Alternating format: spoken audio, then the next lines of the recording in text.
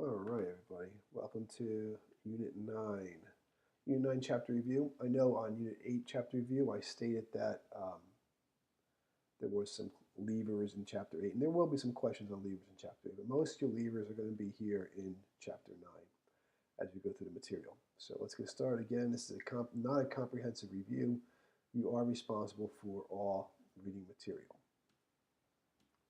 So again, different class levers, okay, so it's going to ask you questions based on the type of joint and the class lever that it pertains to.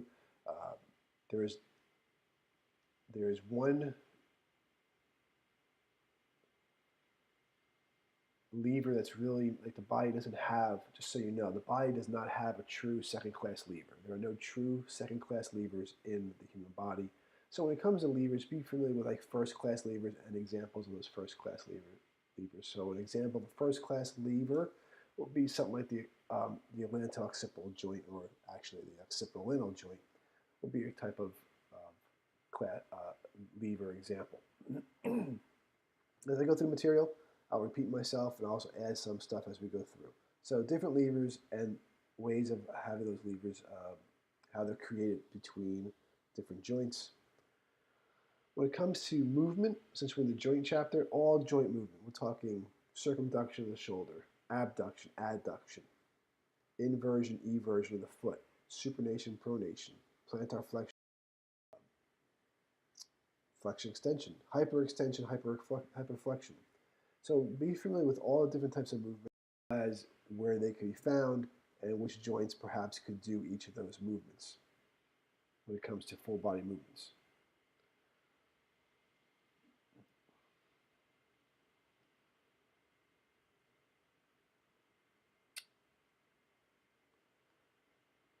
Types of joints and locations, so we should be familiar with, since it is a joint chapter, pivot joints, cartilaginous joints, kyphosis, synchondrosis, gliding, hinge, saddle joints, you name it. Whatever the textbook goes over, you're responsible for the joint and the type of joint. Some questions may ask you, which of the following is a pivot joint?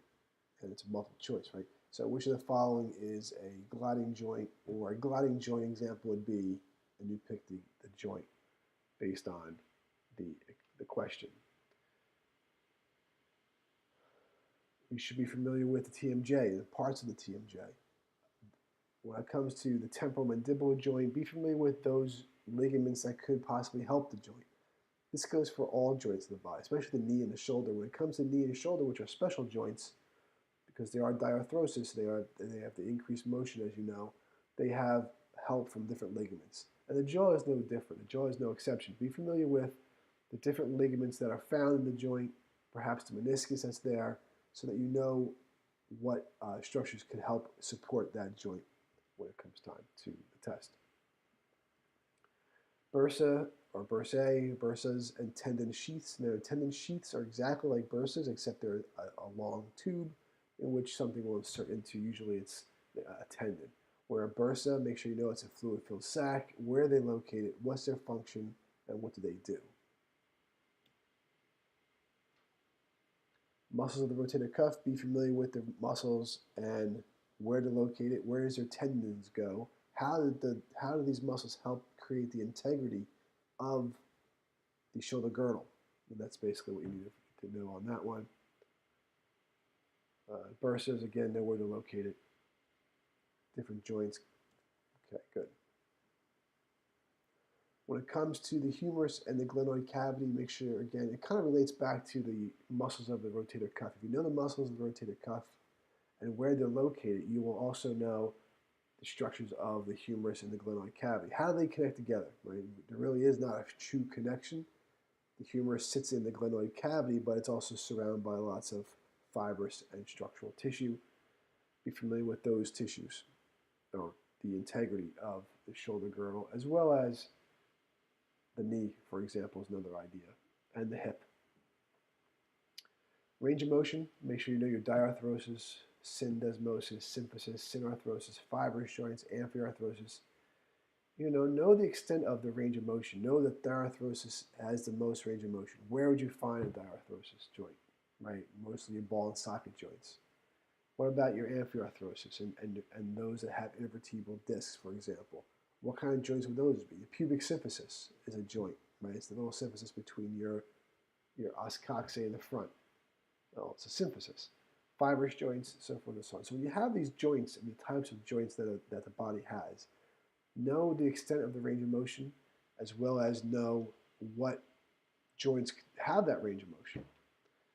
So for example, going back to the glenoid cavity and humerus, if you know that the bicep tendon is on the humerus as it goes through the bicipital groove on the humerus, it uses a tendon sheath to protect itself, as well as it helps to keep the integrity of the shoulder joint, but it's not really a major player. Okay, that's where the rotator cuff comes into play. So I guess what you need to do is try to put together the concepts of okay, I have rotator cuff material, I have the muscles and ligaments, I have the bones of the shoulder girdle. How do they all fit together to create a diarthrosis joint that has a huge range of motion, but also has some integrity? All right. Meniscus locations and function, right? The jaw, TMJ's got a meniscus, the knees have meniscus, know what they're made of, know where they're found, and know their function. Multi-axial joints, right? It's pretty interesting. We have your saddle joints, your hinge joints. They're not multi-axial, but the coaxial joint would be, which is going to be your hip joint. Multi-axial, a joint that could go in all different directions. We could supinate, we could pronate. Well, that's only one motion. But if you take the shoulder in general, you got circumduction, you got rotation, you got abduction, adduction, you have extension, you have flexion. Okay, so and hyperextension, hyperflexion. So the shoulder joint, I go back to the shoulder joint because of its multiple purposes. It's got a huge multi-axial joint range of motion, so it's actually a good joint to keep an eye on. The test has a lot of scenarios, right? The test would be like, if you're going to hug somebody, okay, what kind of motion is the shoulders making? Or if you're going to kick a football, what kind of motion is the hip going to do? Right, so it kind of puts into little real world scenarios. Finger motions, right? We know we have flexion extension, but we also have the thumb. We have opposition, we have adduction, we have abduction, we have different other eversion, so forth and so on. So make sure you know the different motions of the fingers. You should be able to calculate mechanical advantage of different levers. Okay, so that means stuff like, you're given a certain fulcrum at a certain distance is the resistance, and then you calculate your lever mechanical advantage. It's really simple. It should be in the textbook. If not, let me know, but it should be. Understand why most shoulder dislocations are posterior. Okay, it's a really interesting concept, pretty specific, right? So if you know why the shoulder has what it has rotator cuff, it has all the ligaments, and it has all of the components to keep its integrity, but a lot of times most of your shoulder dislocations are posterior due to the fact that most of those ligaments and tendons are on the anterior side of the shoulder joint, right? As they wrap around the humerus coming from the scapula from the posterior aspect of the body. So it's pretty interesting. Motion of the knee and ligaments that prevent excess motion. So they have whatever ligament. With the ACL, you have the PCL, you have the collateral ligaments, all those ligaments that help keep the integrity of the knee joint. You should know where they are, what they do, and what they prevent. You should understand the term LAP, L-A-P, right here. LAP suture. Okay, if not, look it up, but it's pretty straightforward. There are a lot of questions on the exam that pertain to diarthrosis, amphiarthrosis, synarthrosis, so forth and so on, right? So the concept is you need to know all the different types of motions. You need to know the terms and what makes them and bring them together. What makes them, why is the shoulder diarthrosis? The hip is diarthrosis also, but they have limited motion due to the size of the ligaments and so forth. When you sprain a ligament,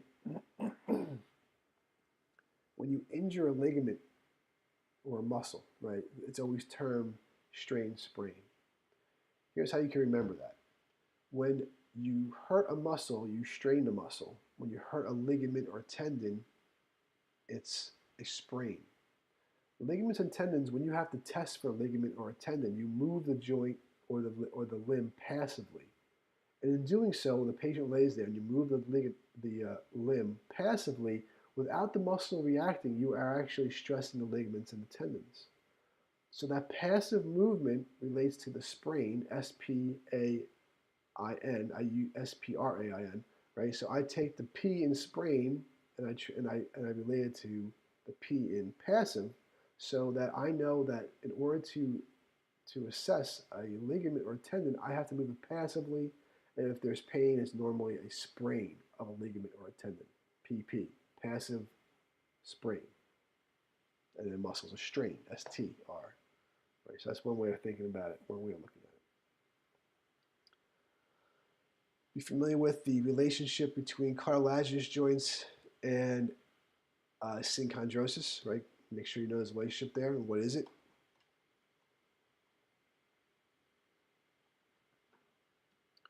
Content and function of all synovial fluid. So we know we have synovial joints, right? So be familiar with all synovial joints. What keeps the integrity of a synovial joint, those fibrous capsule? What tissue produces synovial fluid?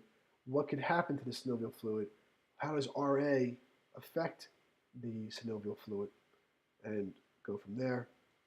Okay, so basically everything you ever want to know about synovial fluid, but we're afraid to ask, is what you need to do in your readings. The weakest of all joints is a ball and socket joint. If we think about that concept for a little bit, you know the shoulder has multiple multi-axial directions. With multi-axial directions comes an increase in injury, and it's only weak from the standpoint of a lot of times your center of gravity, if you put your arm straight out, right, your center of gravity is away from the proximal end of where all the work is being done. So over time, it's not that it's the weakest as in strength, but weakest joint is a ball and socket joint because it kind of relates to the mostly injured joint is a ball and socket joint. The hip is no different, right? Even though it's huge, you know, you got the acetabulum and you got the femoral head, right? Even though they do have a nice deep pocket, sometimes you still have more increased injury due to the multiple multi-axial directions of motion. Understand the concept of proprioception. Right, the reason why proprioception is brought up when it comes to ligaments and joints, mostly joints, is because proprioception is knowing where your body is in space and time. It's your ability to know that, hey, if you close your eyes, you can touch your nose, right? Well, how do you know where your nose is? It's the input from the joints that have propriocepting or proprioceptors in those joints that tell your brain where your finger is in space and time, even though you can't see it. So when you think proprioception, you think joints. If you want to increase the strength of a joint, you increase your proprioception. So that means what? Balancing, and you've seen all this already. PT does a lot of this, physical therapy does a lot of this, but balancing, eyes open, eyes closed, one leg, two legs, on a balancing beam, it's all the same, right? So it's the ability to know where your body is in space and time thanks to the input back from those receptors that are the joints that are called proprioceptors. So understand that concept. Understand what it means to when joints age. Okay, as they age, things change. You can have osteophyte formation. You can have decrease in synovial fluid, increased osteoarthritis. Be familiar with all those that change, those things that change as you get older in those areas. And as I peruse through some of the questions, again, it kind of relates back to everything I kind of told you in a nutshell. Know your different types of joint motions, know the different types of terms that relate to that, your different structures of joints, be it the Achilles heel, which is your calcaneal tendon, which is really the tendon of your calf, or your gastrocnemius, which you'll learn next couple of chapters. Levers is on there, like I said earlier. Motion from different joints, synovial fluid. I think you guys got a pretty good picture of what I'm looking for on this section. I guess if you have any questions, you can reach out to me. Like, for example, other ideas would be the gomphosis. Right, the gomphosis is the joint where the teeth are. Your teeth are each have their own individual joints. and those are, excuse me, gomphosis joints. But if you hug somebody, right, you give somebody a hug, you're actually, your shoulders are going to be protracted, right? You're going in and they're going to protract your shoulders, not your arms, your shoulders, right? That's what we're looking for.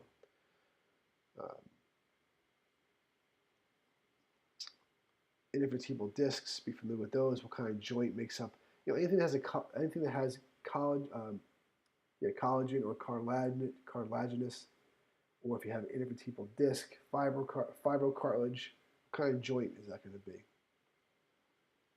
All right. So that should wrap up the chapter 9.